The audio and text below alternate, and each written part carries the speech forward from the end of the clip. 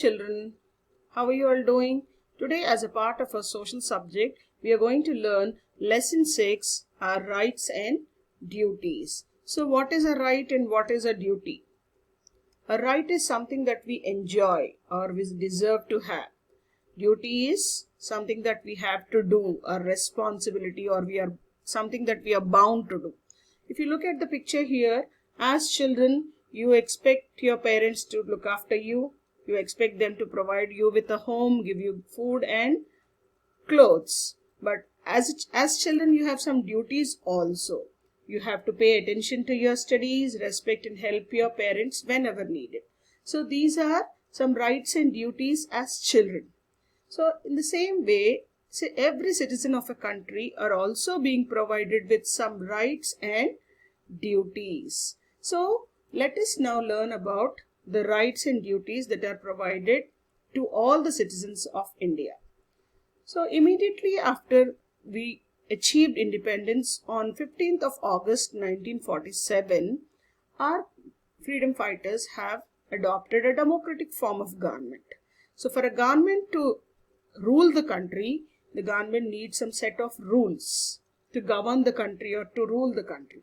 So every country will have this set of rules according to which the government governs the country, and this set of rules is called the Constitution.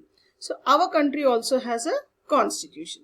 Indian Constitution is the lengthiest written constitution in the world.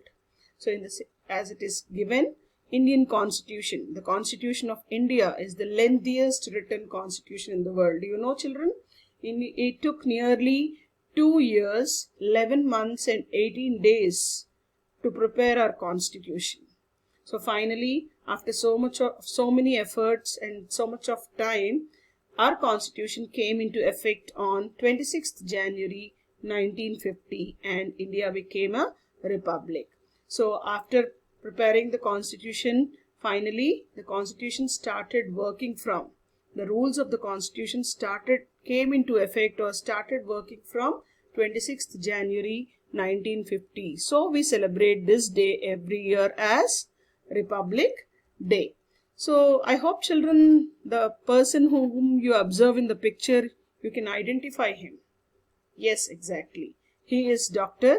B.R. Ambedkar, the man behind our constitution. He was the architect of the Constitution of India. So he is considered as the father of Indian Constitution. He is the main person behind preparing our constitution. So he is considered as the father of Indian Constitution. So as I have told you, we have some rights and duties as the citizens of a country. Our constitution also provides us some basic rights for our well-being, for our welfare. And these rights are called fundamental rights. If these rights are denied, we can move to the court to protect these rights. So denied means if anybody stops you, restricts you to enjoy these rights that are provided by the constitution, you can immediately approach the court. So we have 6 fundamental rights: right to equality, right to freedom, right against exploitation, right to freedom of religion, cultural and educational rights, right to constitutional remedies, right to equality. So according to this right, all citizens are equal before the law. There is no discrimination between the citizens. Even he is rich, even he is poor, even he is Hindu, even he is Muslim, even he is a male, even he is a female, even it is a male or a female, there is no discrimination. Everybody is treated equally before the law. All are treated as equals irrespective of their religion, whatever religion they belong to, whatever their caste is, whatever their race is, whatever their place of birth is, all are treated as equal before the law. The next fundamental right is right to freedom. This right allows all the citizens to speak freely, to express their words, free to choose any occupation. All citizens are free to choose any occupation. What is meant by occupation? The job or the work that we do. Nobody can restrict or force us to do the job of their choice. We have the freedom to choose any occupation of our choice. And we are free enough to reside. Reside is live and travel anywhere within the country. Being the citizens of this country, we are given the freedom to live and travel anywhere within the country. It also ensures, according to this right, free and compulsory education is provided to all the children between 6 to 14 years of age.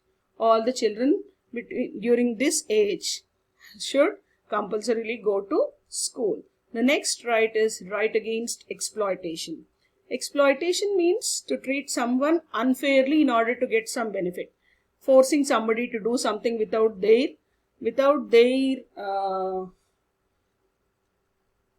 approval. Forcing somebody to do something without their approval. This right ensures that poor people are not made to work without pay. So there are many people in many places in India where poor are being exploited.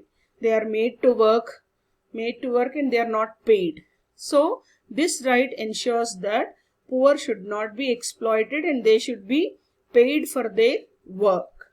According to this right, children are not allowed to be employed below 14 years of age.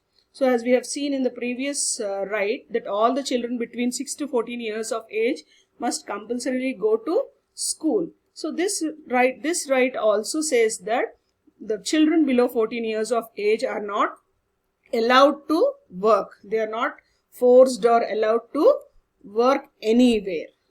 Next right is right to freedom of religion. So being a secular country, we know that India is a country where we have many religions. Yes, there are people who are following many religions, and we are all the citizens of India are free to follow any religion of their choice. Nobody can force them to follow a particular religion, propagate a particular religion. We are free enough to follow any religion of our choice. Cultural and educational rights. So as we have seen that India is a country with many religions, we see that many religious people who are in less number. Yes, groups of people who are less in number are called minorities. Yes, as we know, there are many religions the people of many religions who are very less in number, and they are known as minorities. So according to this right, so minorities are being protected and they are allowed to develop and preserve their culture.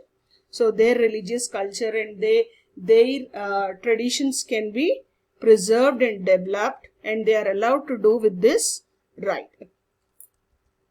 Right to constitutional remedies. This right allows every citizen to move to court if any of their rights are denied. As we have seen in the beginning that if any of the fundamental rights are violated, they can immediately go to the court of law. So this right to constitutional remedies, allows every citizen to move to the court if their rights are denied. Denied means if they are violated, if they are being restricted from enjoying their rights, immediately they can move to the court of law. So children, that's all for today. We will learn more about the constitutional features in the next video.